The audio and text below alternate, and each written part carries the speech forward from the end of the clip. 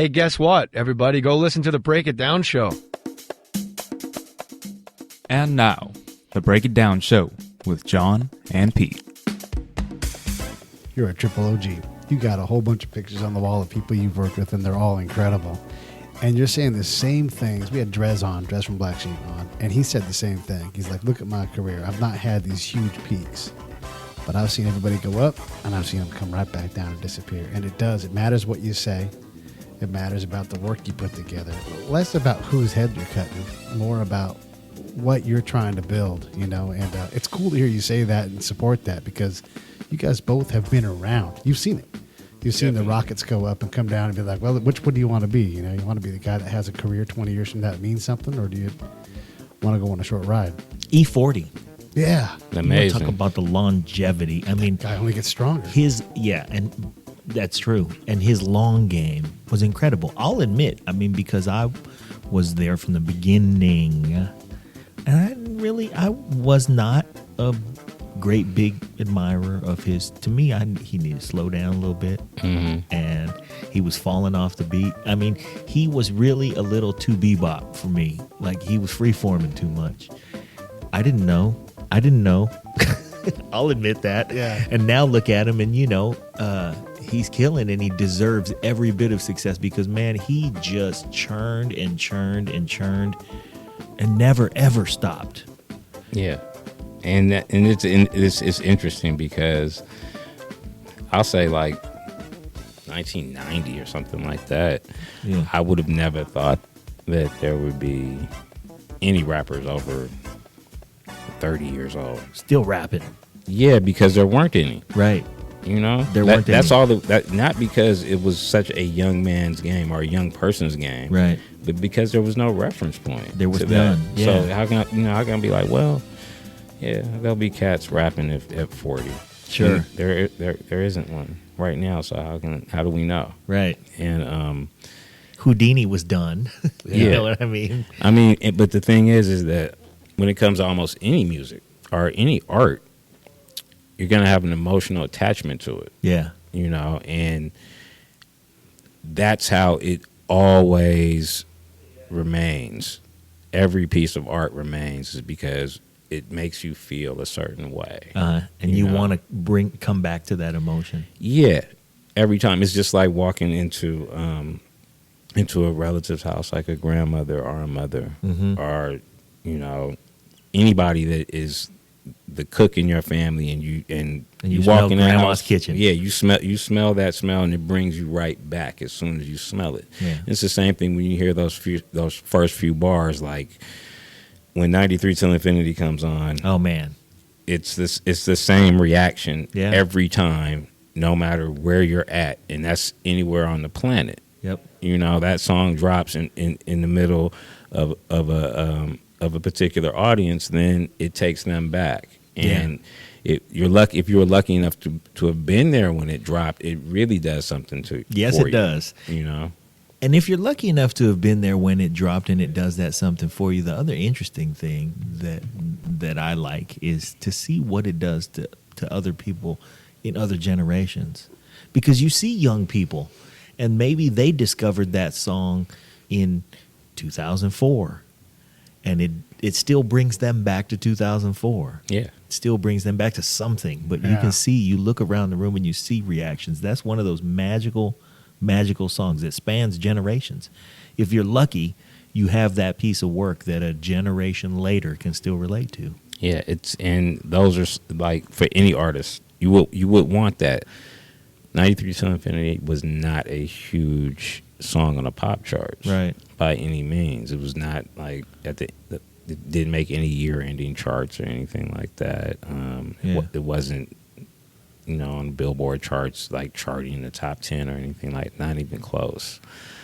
But it's a hit, for the people. Yeah. And it's the same thing with, like, you brought up Drez. The choice is yours. Right. Oh man, that song comes on you get people, the engine number 9 part. Yep.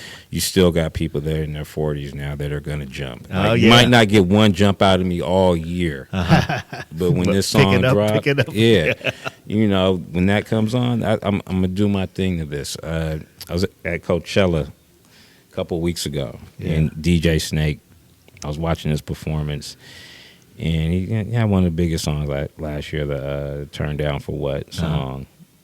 And he brought out Ray Shrumman, you know, the teenage rapper kids, and they did their thing, and it was great. It was fantastic. And then he turned around and brought out DMX, Man. who basically debuted the year that these kids were born. Right. Born. You know, and while these kids come out, you know, very, you know, in the trendy, like the skinny jeans, bright colors, twisting their hair and stuff, jumping around, and DMX comes out, the bald head, long white T-shirt, blue jeans, barking. Yeah. Like it was 2000 again. Right.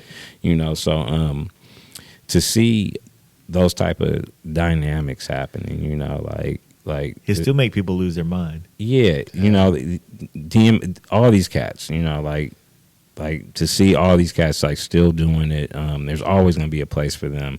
I think DMX just sold out 1015 Folsom a few weeks ago. Wow. When he was out here, there's always going to be an audience for that. Yeah.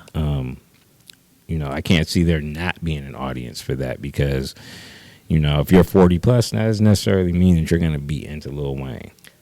Right. You know, but you definitely might be into Master P.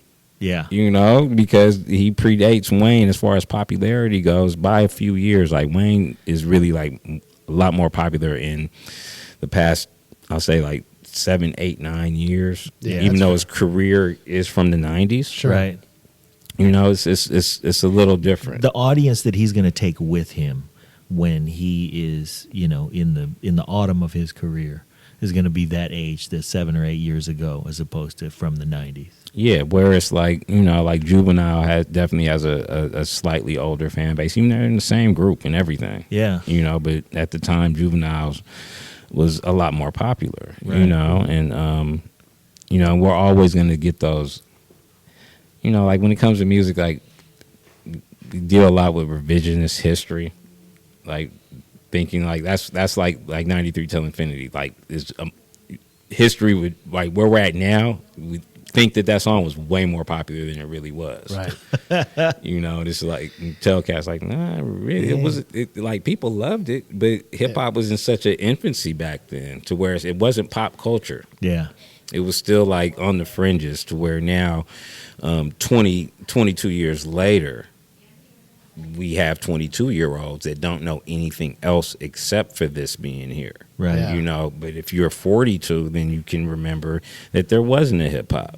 You Yeah. know, that this was a fad, that it would never make it on the radio. You know, they didn't want to play it on MTV. Yeah. No one wanted to. There was no corporate sponsorships. There were no commercials with any rapping or anything like that. There was no festivals.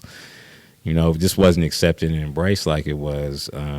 Like I said, 22 years ago. No, now it's fully embraced, and it's just what it is. It's just what it is. Yeah. You know, you accept it. You know, and it's not a hard pill to swallow by any means, because if I can wake up in the morning and make $1 off of rap music, which is $1 that I would have spent for Right. rap music, it's amazing to me. Like even still, like really, you gonna pay me for this? What about artists like, like Sir Mix-a-Lot or Shock G, right? You know, Humpty Hump and the Big Butt song. Those songs have great legs. I never would have guessed that. You go back in time to the early '90s, you know, late '80s, when those types of songs were coming out. I never would have guessed that those two guys would have such longevity based on those songs, because they're silly. You know, especially at the time when they came out. You know, Sir Mix-a-Lot almost kind of was a parody, you know, with all the things you're talking about, beepers and hoopties and all of this kind of stuff. How did that happen? I can't tell you how it happens, but I will say that, again, another reference, back in my day, or back in the day, it was rap music, hip hop was a lot more varied. So There was a wider Yeah. scope of things, and stuff was a lot more regional. Yeah, it was, I mean, we'll talk about that too. Because I'm a huge fan of regional rap music, like enormous. But everything was varied. So there was always room for humor, just like there was room for education. Yeah. At the same time. So you might have cats that are doing more conscious music are giving people lessons through music and educating people through music, where you also had cats that would just tell these crazy stories or these funny stories, like like somebody like the Fresh Prince. Right. He had stories for days. Slick Rick, stories for days. And that was their thing. They weren't trying to out rap you. Right. They just had these stories and these tales that they would tell you in a rhythmic form over a beat. And their music has legs. It goes like on and on. It's anytime that you can connect with people on a level where they get like, hey, that happened to me too. Yeah. Then that's where your longevity is probably going to come from. Because over and over again, you create the smell of grandma's house. Yeah. Yeah. It's that same thing. It's like last week I was with this past weekend. Did a show in Pennsylvania with Sage of Gemini, and he's like, where are we going today? I'm like, we're going to the shows in Pennsylvania.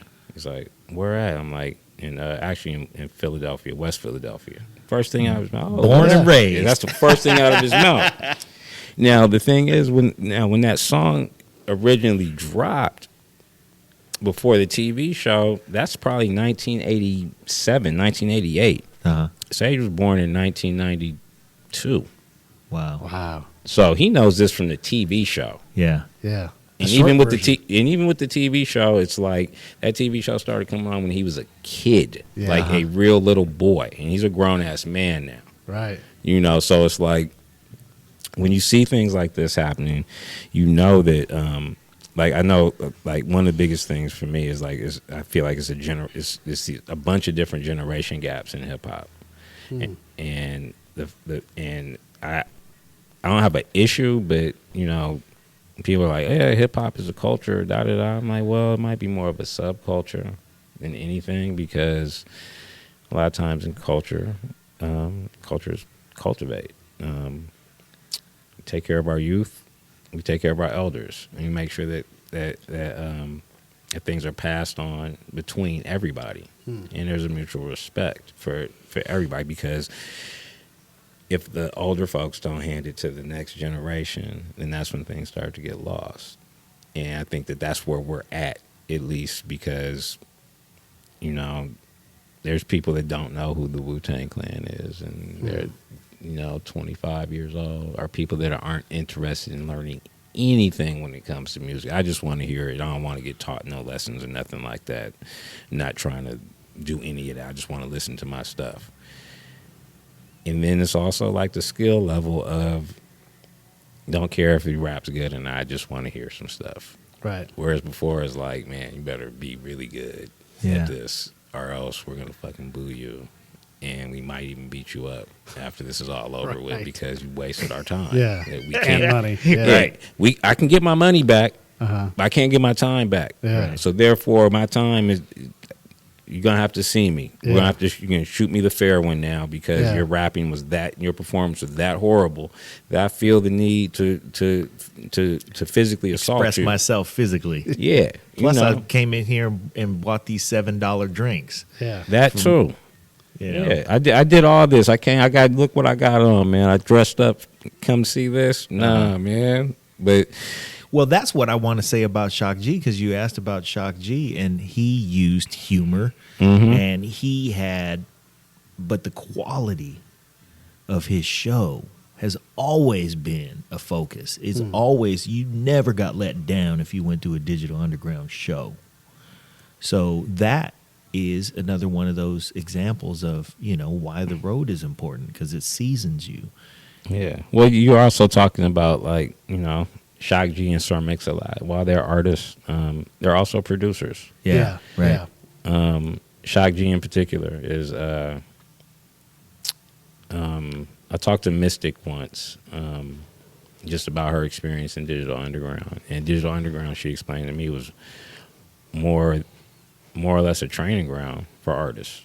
You know, because it was a revolving door of different artists that came in and out of the group. So you had, besides just the core members of Shock G and Money B and DJ Fuse, you also had Pee Wee and Big Money Otis, who were a group called Gold Money. You had Mystic, you had Del the Funky Homo Sapien, you had the Loonies, you had Saphir, the Saucy Nomad, you know, various artists, Tupac. Yeah, you know, they came through. Yeah, they were all a part of the group at one time or another, and basically they used that as a step to get to another level. You know, and from what I've heard, Chuck is very adamant about teaching cats how to perform. Yeah, and how to letting you develop your chops. Yeah, and how to develop yourself inside the studio as well, songwriting process, arrangements of lyrics and words and whatnot, and then letting them go do their own thing. Right.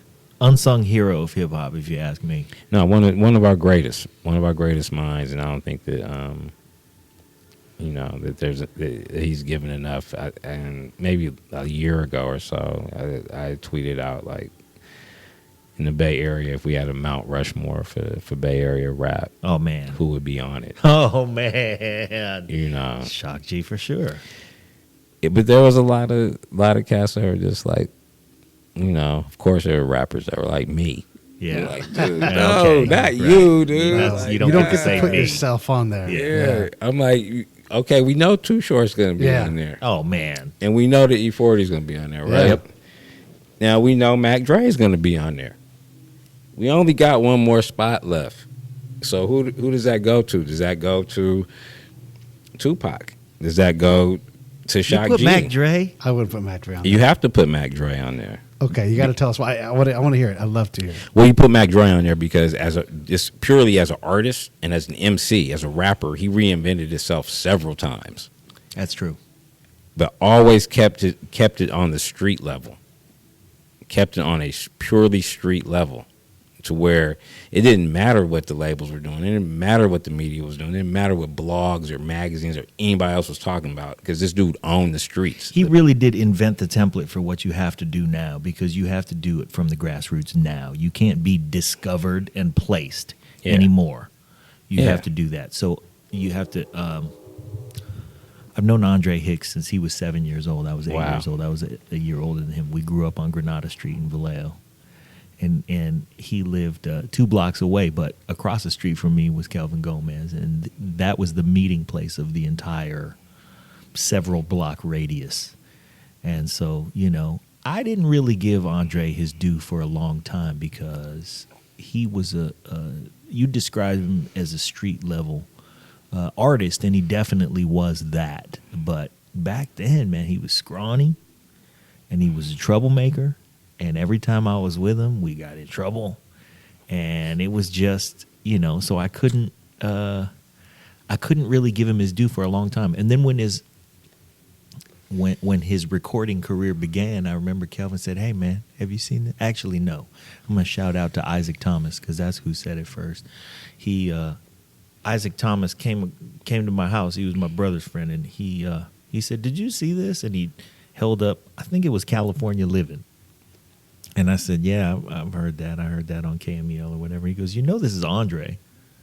And I said, "Andre who?" And he said, "It's Andre."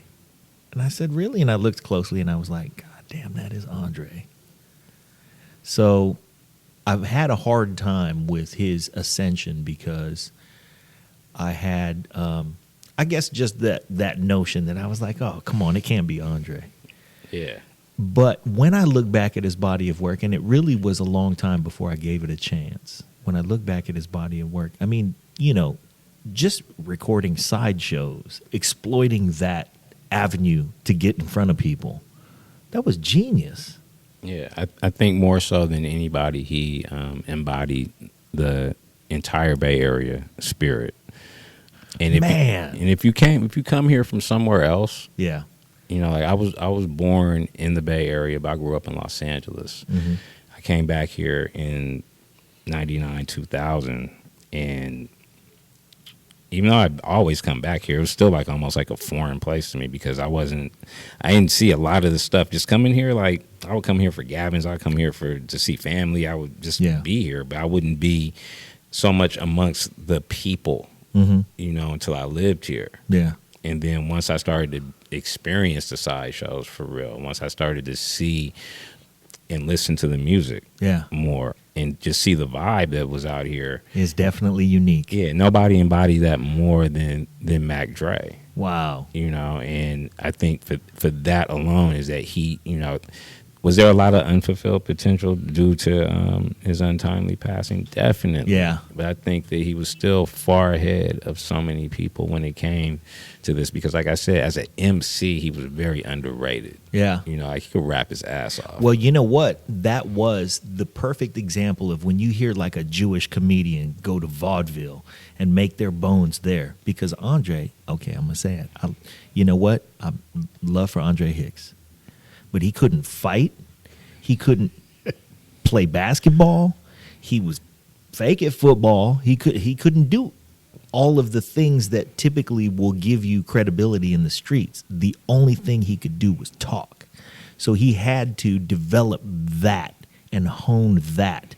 And he took it to, really the pinnacle of Bay Area fame. He's got a devastating mouthpiece. Yeah. And his gift of game, his gab was incredible. And he started a movement here that we're still hyped off of. We're still celebrating that movement. He gave a name to the streets and to the people. And, we'll be forever grateful for that just because there isn't going to be another artist like that. No. And he made Bay Area hip hop a thing.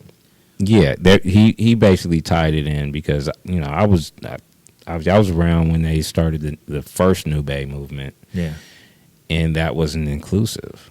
As the hyphy movement was. Yeah. But, and I'm still sitting here on both sides because I'm working with more traditional rap artists versus more street or club or radio stuff. So artists I work with are, usually are not included in any of this stuff. But we just sit up here and we watch. We still work with all the same cast, but whoever it is that makes a decision is like, okay, this is the hyphy movement, and these are people that are in the hyphy movement. Or this is the New Bay, and these are people that are in the New Bay. And we're just sitting up here like, so where we fitting at? Where we sit at? Yeah. If that's the New Bay table over there, then I guess we're the Old Bay. So where's that table at? Yeah. Oh, there isn't one. Oh, there isn't one. Okay. So that means we're not invited to this party. So I mean, you just like those type of things or whatever. Like I try to tell cats like don't tag your movement with don't be young this. Because you're gonna get old. At some point, you will be old. That yeah, I'm here to tell you, it's gonna happen. You never want to put the song. I mean, you can if you have this ultimate hit where you can go ahead and put the song title. I mean, the year title, year name in a song. Go ahead if you want to, but you're automatically dating yourself. Yeah. Just know that you're stamping it. Yeah, you're stamping it. Now, if it's something like Back That Ass Up, then it's a different story when Cash Money has to get busy for the what is it, the 1999 or whatever. I don't know. Right. But it's like I said, like I'll just get back to Dre. I think that like when it comes to influence. Yeah. Especially here. I won't say on the West Coast or I won't say in the rest of America or anything like that, but when it comes to the Bay Area, inescapable. Inescapable. And if people were to come here and see this fictional Mount Rushmore and they'd be like, okay, there's Too Short, okay, there's E40, but who's that other guy? Yeah. Who's the guy with the crazy hair and the big giant shades on and a funny looking hat? Like, So on your Bay Rushmore mountain, you've got E40, you got Too Short, Mac Dre, and then who else did you have? You had somebody else. Oh, for me, Did you put Shock G there? I would. You know what? I wouldn't put Shock G there, but I would put that logo. Okay. I'll put the hieroglyphics logo. The hieroglyphics logo. You know what I like is the hieroglyphics Raider logo. Oh, the one with the patch on the eye. Yeah, the one with the patch on the eye. That's a good one. What about MC Hammer? It's hard to not have him on there because goddamn, it's hard not to. But I think that when it comes to him, like truthfully, I think that Hammer is he's more iconic than, dare we say, important, and not to it's- belittle his it's importance. Not but no, not to because just in that figurative sense. yeah. When it comes to the music part of it, a lot of his music is definitely disposable and forgettable. And then when it comes to influence, you know, like, do I see cats now wearing those pants? Yeah, I see the drop crotch pants everywhere now. Right. But when it was popular, it was like, it was almost like a line in the sand. Like, we over here, man, and you over there with those really? That's what you gonna do? That's how you feel? To you, that line has disappeared. I mean, I would never wear those type of pants. But that's to each his own. Yeah. You know, but again, I think that his influence when he was popular, it really didn't matter. You Well, know? I mean, that might be true musically, maybe, but he toured basically every country they had at the time. You know, he is the biggest rap act that's ever come out of the Bay as far as impact worldwide. It may not, maybe he didn't have a lasting impact, but it's hard to deny the fact that he went everywhere. That tour went to 186 countries. Now, I definitely understand and respect that, and a lot of artists that I work with, younger cats that are in their 20s, you can't say nothing about Hammer bad. Yeah. Because that's their first tape, that's their first concert, that's their first rap song that they ever knew the words to. Right. So in a way, it's like for them, It has come to this. yeah, for them it's Hammer. For me, it's somebody like the Furious Five or Right. or the Sugar Hill Gang. Yeah. But then again, I totally recognize what the Sugar Hill Gang is and was, and take it for what it is. So for me, the influence, not so much. The importance of what they brought to the table by being the first, or being a first for somebody. A first of something, yeah. Maybe Hammer's like okay, Mount Rushmore has those guys on it. Maybe Hammer's a monolith, like the Washington Monument, where he has his boom. You got to recognize you. Here you are. Oh, definitely. He's definitely deserving of recognition. Yeah. And like I said, his importance, I'll never argue that. Yeah. You know, but I know that, like, who Too Short has influence, and the reason why he's still here. The same thing with the E40. Yes, you still. know, and that longevity really is the That test. matters. Because, you know, like you said, the Too Short E40 track didn't burn as hot, as fast, and then go away. And here it is still, and they're still relevant, and they still can show up with something that's deserving of your attention. I'm not going to whoop your ass afterward. I spent all this money on this ticket, and I bought these drinks, and I got dressed up to come and see you, Hammer. Maybe. Too Short? No. No, man, he's going to bring it still. Oh no, I did a show with Short maybe in February. It was all hits. Yeah. You know, like, and all hits. yeah, and it's the same thing with 40. It's all hits. Yeah. You know, when you see artists like this, and they're not legacy artists. Yeah. Right. You know, No. this isn't like some cats that haven't had a hit in 10 years or Right. something like that. Nope, they'll have a hit now. Yeah, they're still extremely relevant, and they're still coming with new music that means something to people. And you know, you go to one of their shows, it's no filler at all. You know, you damn near like, damn, I forgot you. Yeah, that is your song, huh? Like, okay, yeah. Like, all these songs that they're doing are theirs. Yeah. It's all their music, and to see artists like a Nas, a Jay-Z, a Too Short, a E40, a Snoop Dogg, you know, like, to be around for this long and to continue to do it at such a high level. Even somebody like, you know, even at this point, we have De La Soul. Oh, yeah. You know, Yeah. we have the Wu-Tang Clan. We have, what did I just see? Juicy J.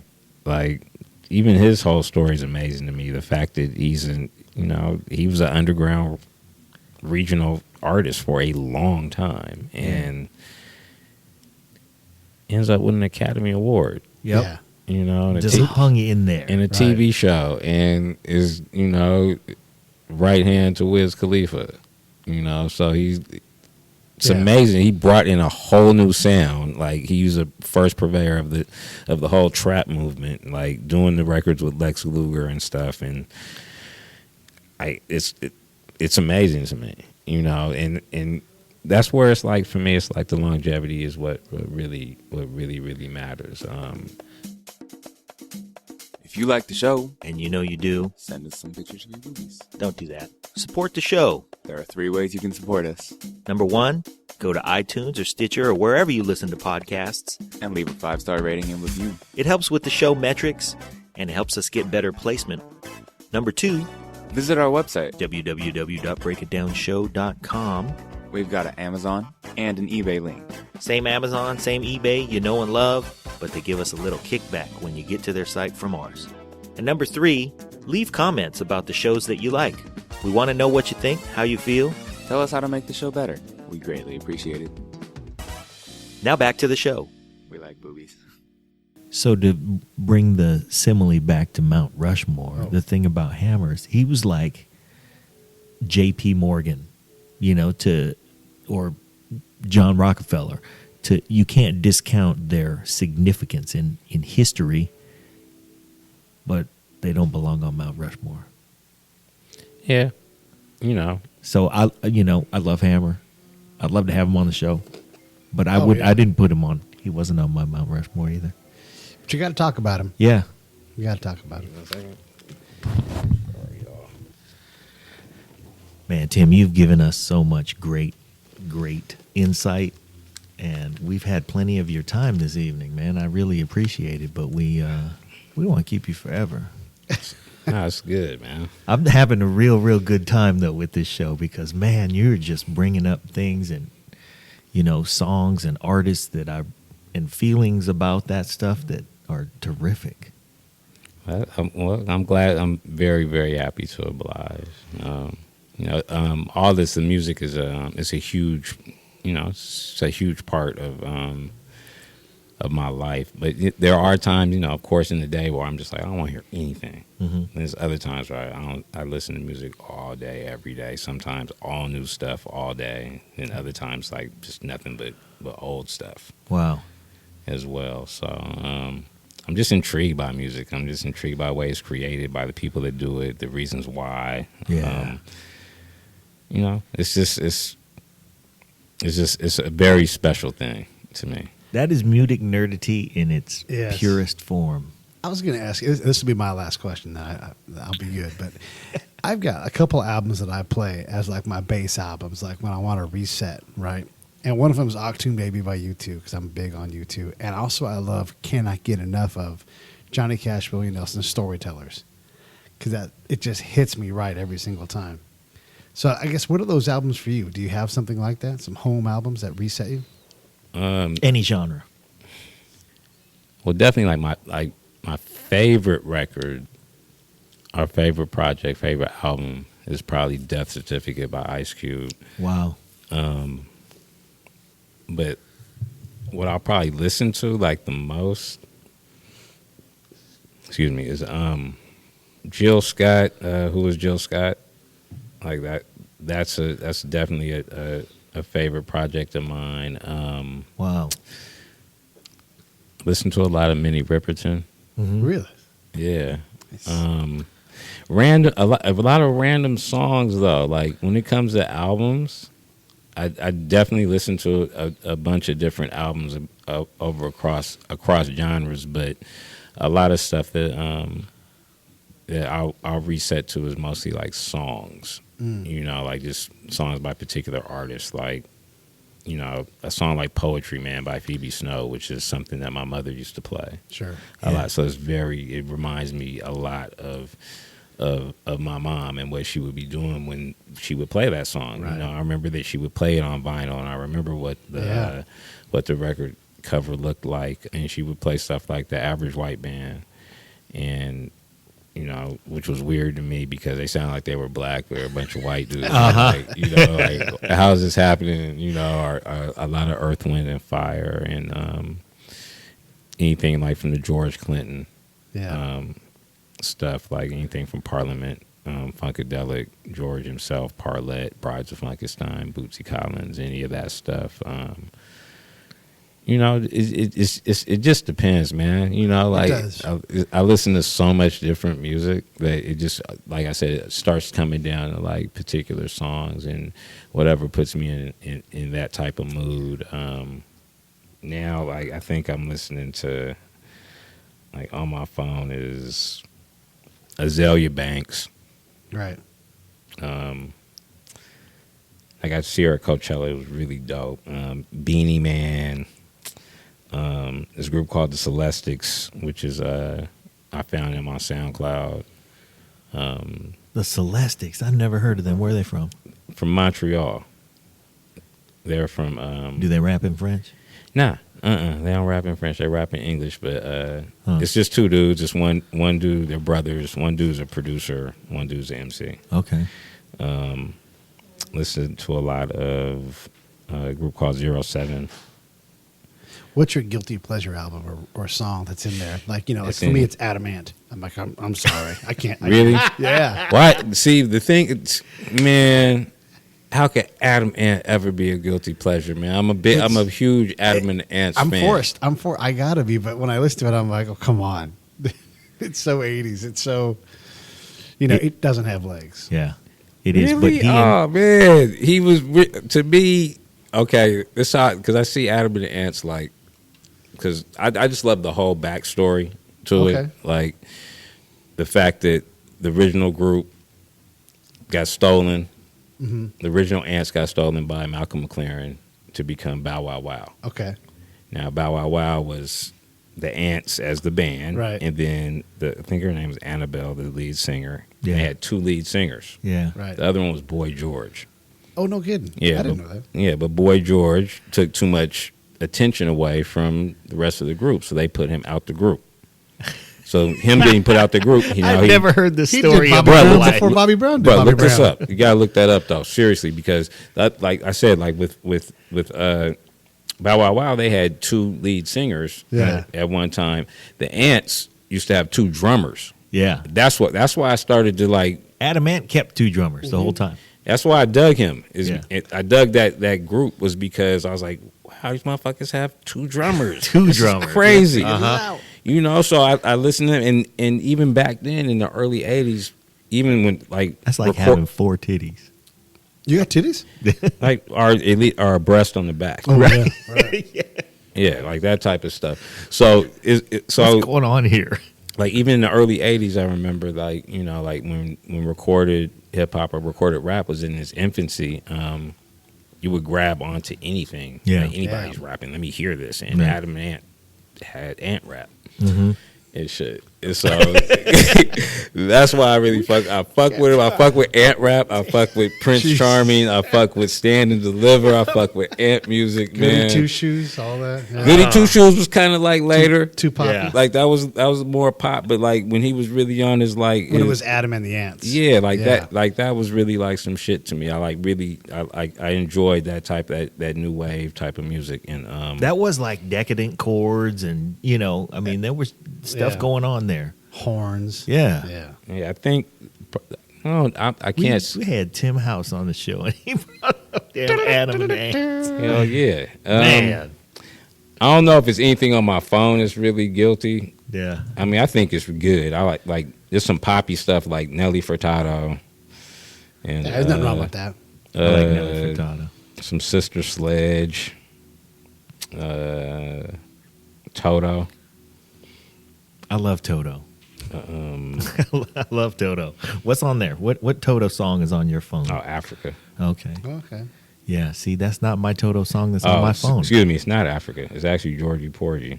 It's your. Oh wow, that's interesting. And I think that got slid in there because I had a Cheryl Lynn playlist. Okay. Oh, yeah. So it got slid in there. But I dig Toto too, though. I think I like interesting, like the fact that they're a studio band. Yeah. They got made up. Like, Yeah. okay, hey, we always playing together. Why don't we just be Let's a band? just be a band. Yeah. It was a little too nerdy to ever be, the biggest hit, but it was so good. No, they had. I mean, that whole thing with them, being those musicians of choice. Yeah. That it only made sense. Like, wait a second, we're all in the same sessions, always Yeah. Why don't we Let's just just do keep our going. own shit? We're now? all here. Yeah, why don't we make our own fucking decisions instead of having to do what this motherfucker says over here all the time? You know? He's ugly anyway. Yeah, I'm tired of this guy, man. I never liked him, but the money's good, you know. So like things like that. Steve Lukather is still out. Yeah. He's still playing. I think he's playing with Ringo Starr. Wow, That sounds right. Yeah. that's crazy. Man, they're still, all the guys in Toto that were alive. We that actually are had a alive. chance to possibly interview him because we talk to their management every now and then. But that guy's too busy. He's just always out working. Yeah. That's crazy. I mean, like I remember when like just reading up on them and you know just how much work that they did with like Michael Jackson and Quincy Jones and Quincy stuff. Jones, Boss Skaggs. Yeah, They were working all the time. yeah, all the time though. Yeah. You know that like I wish that there was more. Also, nobody plays a shuffle like Jeff Porcaro. I said that on the Tim House episode. Oh. So, yeah. So no guilty pleasure for you. It's all good. Well- How about this? Is Redheaded Stranger on your iPhone? No, All right. but I'll say like. I'm trying to get pretty far away, like as far as I can. Yeah. I mean, probably the biggest guilty pleasure. Tim's going to meet you halfway, though. Yeah, he's At working least. on it. I'm trying. I'm trying to see, man. Like it's no. I don't have anything overly pop, but I got like some Lil Jon, Yeah. some Mace. Does Bruno Mars do anything for you? 'Cause I know John and I struggle with him. I don't struggle with him. I think he's hella bad. I think he's bad, but his music doesn't. I think he's musically bad. Yeah. Yeah. But does it move you? Yes. Does it now? Yes. That might be my guilty pleasure. All You right. know, everybody's like tired of Uptown Funk now. I'm not tired of it. I still listen to it, and I still am like, He got "Man, the man, Gap Band paid. That's funky. That's good enough. Yeah. Yeah. He. I used to, I don't necessarily agree with that decision. I What? just want to say that. I don't What? necessarily agree with the Marvin Gaye, Robin Thicke decision either. I think that those strong influences were, definitely present, but I don't consider what they did plagiarism. What do you think about that? I mean, when I first heard the song, I knew like it's like they just they just did it in this vein, like Right. they did a song. Yeah, like, got to absolutely. give it up. I mean, I knew what it was before anybody. I mean, Yeah, How you could can you hear not? that Coke bottle, but it's absolutely. I'm not denying that. I just think I don't want to stifle an artist and say you don't get to. well, it's not that you don't get to; it's that just You have to ask. acknowledge. Yeah, you have to acknowledge. That's really all it is. And I feel like, I've been there where there's been samples not cleared Yeah. or cats that don't You've probably want to. been there 100 times. Yeah, a lot. And sometimes it's like I've been there where I was with one artist and I remember meeting them at the hotel and talking to them in the room. They're like, yeah, so we can't use that song because blah, blah, blah said that we can't clear the sample. He's not going to clear the sample. I was like, oh, man, that's just whack. Oh, well. And we get in the elevator to go to the show, and the guy that doesn't want to clear a sample gets in the elevator. Wow. And we're just like, oh, it's bruh. Like, this is awkward as fuck right now. Yeah. And shit. Neither one of this is out here, and neither one of these cats are from here Okay. or whatever. And I just think that when it comes to sampling, that you definitely have to acknowledge, and you have to pay. You have to pay if If it does well, they should be compensated because it is their work. they helped you prosper. and you can't do what you're trying to do without this. Yeah. If you're using a sample, then you must get that shit clear. Blah blah blah. Now, if you have a song like "Anaconda" by Nicki Minaj, if I'm Sir Mix-a-Lot, just give me all the publishing and you can do what you want. You're still gonna make your money, but you just took my song and just really did what the fuck you wanted to do with Right. it. Right. But so go ahead. Take advantage of the front end. yeah, but on the back end, Yeah. that's my song. Right. And you can't say it's not 70%, not 80%, not 50%. Give me 100% because you really are just covering my song, you know, regardless of anything. Like, will I get? Maybe I'll give you some type of writer's credit, but you're not getting no publishing off this shit. Yeah. Like, that shit should all come to an artist, and nobody should have a problem with that if you lift that much of a song. And when it comes to that Marvin Gaye song, I'm like, you lifted a bunch of that shit. It sounds like Marvin Gaye. Like, it's dope, it's cool, but you should have to pay It for was that. cool back in '71. Yeah, like, I put it to you like this: we didn't need your version. Right. Right. It already existed. Yeah, It so already existed. you know, You know what? You just explained. I mean, I've been most of the way with you on that argument, but there was just some little piece where I couldn't reconcile. But that's what it is. We didn't need your version. if your version is not as great as the original, It existed already. yeah, the great. So as an original work, it already existed. and it's already the great. You can't improve on. So right that on version. for that embellishment that you threw on it. Yeah. And you should be compensated for that embellishment. Yeah, that's cool. That's cool. But you didn't make a greater song, so it shouldn't even be an argument. And again, it's subjective, but I'm pretty sure that we're gonna agree that if you put the songs back to back, you're probably gonna choose Marvin's song. Yeah. You know, and especially when you know that this song is built off of Marvin's song. You did a remix, really, of Marvin's song. And like I said, I don't think there's anything wrong with that. I'm all for it. I love sampling and sample-based music, and I think that more artists, I would hope that they would be a lot more creative with it. But I'm not mad at loops but that's either. the thing, is that you have to be more creative. And that's the credit that I will give those two particular cases, was that they threw some creativity on top of it. Is it lifted? Is it really identical in theme? Yes. But if you line it up mathematically, and this is where my problem was, you couldn't line it up mathematically and say, look, we can make forensics and see that song is this song. That medical granular definition was missing. But really, what you said took man, a pretty opinionated dude, and I don't often sway. Oh. But you just really swayed me right now. Hey, man. Because it's a thematic thing. It's like that was already there. Yeah, and I just think that's it's really not up for much, like argument or discussion. Yeah. When it's like I said, it's already there. So there are sampled works that are greater than the original version. And I throw Let Me Ride in there. Yeah, I'm all for that, and I'm all for those that are at the same level, and I'm for those that might not be as great. Right. But it's just really about inventive sampling, and do more people, again, I can reference 93 to Infinity forever, but I'm sure at this point more people have emotional attachment to their version of Heathers, Yeah.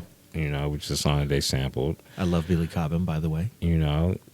Like more people recognize that, Yeah. their version, than are going to recognize the original. And if you play the original, people are going to lose it because they're like, oh, shit, this is the shit that they sampled. Oh, and then you walk away going, damn, I wish that 93 Till Infinity had kept going. Yeah. Like I recognized it and I wanted it to be that, and then it wasn't that. Yeah, but kudos to the dude that just dropped that shit. That was cool. Yeah. Never heard that before. Yada yada. And however it gets done. Yeah. Like however people are sampling and being creative with sampling. I'm all for it. Like, when it comes, like I said, when it comes to loops and all that stuff, and when it comes to chopping samples, just any way that cats are doing it, as long as it's done creatively, I'm all for it. All right. Well, a less serious question, and then we'll close it up. What do you think the early hip hop audience, of which you and I are a part, why do you think we were at a time so infatuated with Egypt and space? You remember when we were infatuated with Egypt for some damn reason, and space? And if you could combine the two and look like an Egyptian from space, man. Man, I don't know about Egypt, but I definitely think fools are still Infatuated with space. Yes, I mean it's the unknown. Yeah.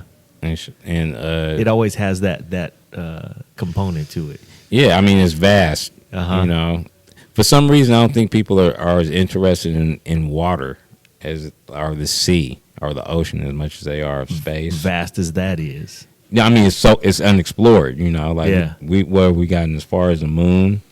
Yeah. And shit. Yep. That's not nowhere. It's nowhere. It's nowhere. That's we like haven't left the neighborhood. brass across the street, man. Yeah. Yeah. You know, you're still in the same zip code basically when it comes to like to this vast universe. But then we have this. The moon is where you would go for a planetary cup of sugar. I think they actually got an in and out over there now. Yeah, it's not that far. But then something like the ocean, which is here, and they're like, yeah, so we've never been to the bottom of this shit, or we've never gone here or there. I'm like, what the fuck? We've been here for this long. We're not going to go see what's over there. It could be any number of things. They just found a bunch of manganese bowling balls at the bottom of the Atlantic Ocean. And I'm saying bowling ball, but like just big, giant, million-year-old balls of metal. Man, they're going to find, it's probably some shit out there that they already probably went to go see. And like, nope, we're not telling nobody. Look, man, in first week of January in San Antonio, Texas, they got that river walk down there below the Alamo where you got a bunch of shops and restaurants and shit. And they got this, used to be a river. Now it's kind of a fake river, you know, and it's their little tourist. But you've probably been there. I haven't been to the River Rock. I was in San Antonio in March. Okay. They're every year they do this thing where they drain the river because they have shit right up against the water. Like this might be the edge of the water, and your stool, you could eat at Dick's Last Resort, and your stool will be like, if you fall, don't drop your purse because that shit will land in the water. They just put it right there. So every year they have this day where they drain the river, and there's bar stools and shit, watches and wallets and headphones and God knows what in their shoe. You never know what you find in there. That's 1 year at the Riverwalk in San Antonio. That ain't nothing. Yeah. Yeah, I think that, like I said, the sea, that's just good gracious, what the hell you would find in the sea. Yeah, but the Egyptian thing, I have no idea, man. Like, why? Any of that? I mean, I think that earlier days there was no identity.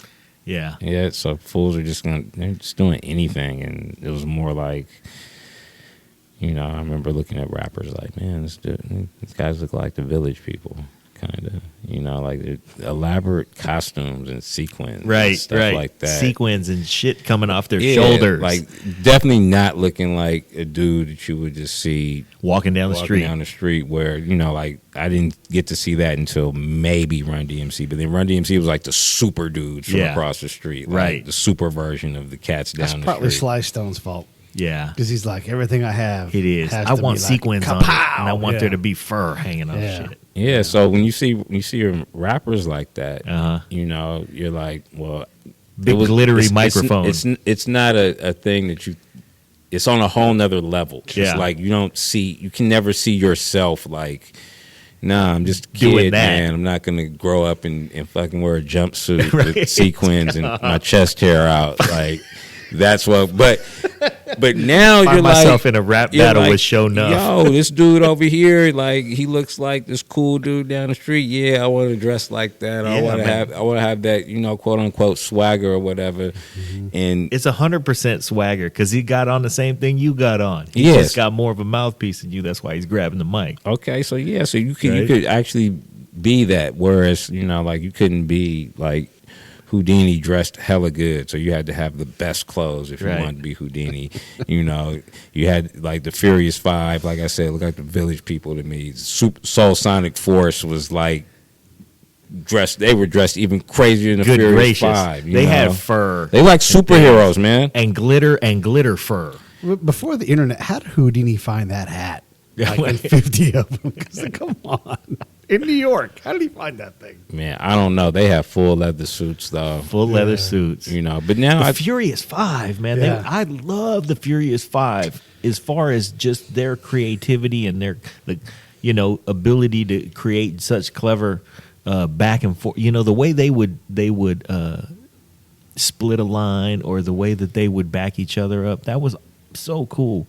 And then I saw them and I was like, what in the hell is going on with why would you wear your underwear on the outside of, and how come you have what was wrong with the Furious? I love the Furious Five. What was wrong with the Furious Five, man? I mean, it was the 80s, man. So, Yeah. you know, I don't think anything was wrong with anybody. It was just the 80s. That's And you know, God willing, I mean, I look at stuff like, man, I can't believe like how big my pants were at this time. Like, yeah. huge jeans or some shit like that. And, you know, it's definitely like, There are certain outfits that mark time periods. Oh, and like hell you yeah. said, the huge jeans. I had this big ass pair of jeans, man, and I would wear them with them Gary Payton Nikes that zipped up and looked like moon boots. Jesus. I used to love that shit. It was terrible. Yeah. I don't know what I was thinking. Anyway, it's crazy. you know what, man? Thank you so much. Yeah, you killed it. What I'm going to refer to you as in this show is, I mean, I could call you a lot of things, man, because you've been a booker, a manager, you're an A&R guy. A driver. Yeah. And, but really, the thing that I've enjoyed about this the most is that you are a music historian. And as a subgenre, definitely a hip hop historian and a Bay Area hip hop historian, but you have a wide berth when it comes to your ability to recall the emotions that come from music of all kinds. Yeah. So for that, man, I thank you the most. No, I appreciate you guys having me here. This has been an amazing conversation. Yeah. No doubt about it. Thank you very much. Yeah, man. I hope we can do it again. Yeah. Hey, anytime, man. It seems like you could chop was it up easy. about this for a long. I mean, dude, it's whatever. It's my life, man. So, you know. Well, it's an interesting life. I mean, we love sharing it because here's the thing. John said it right. You hold the history of the Bay in your head, right? A lot of that's spoken history. Yeah. And we got to get it out to tell that story. You know, whether it's Bay or You or might have to. anywhere else. I'm not bullshitting. I'm not pulling your chain, man. I'm saying this because let me preface my comment. I have a cousin named James Viernes. He is a PhD candidate at the University of Hawaii. His field of study is Pacific Island Studies, and we are from Guam, he and I. And a lot of the things that he's writing for his doctoral dissertation, he can't cite previous works because there are none. So his instructors are saying, well, you have this information, you have to cite these. Where are your sources? And he's like, my source was my grandma's sister Rose. I talked to her for 45 minutes and she told me all these things because she's 96. He's literally capturing the history of my culture for posterity. I think you might be that for the Bay Area, man. You might have to write this shit down. Or podcast it. Yeah. I mean, either or, man. Whatever is going to help preserve and move the culture forward, I'm all for that. All right. Well, cool. And with that, Tim House, thank you. Thank you.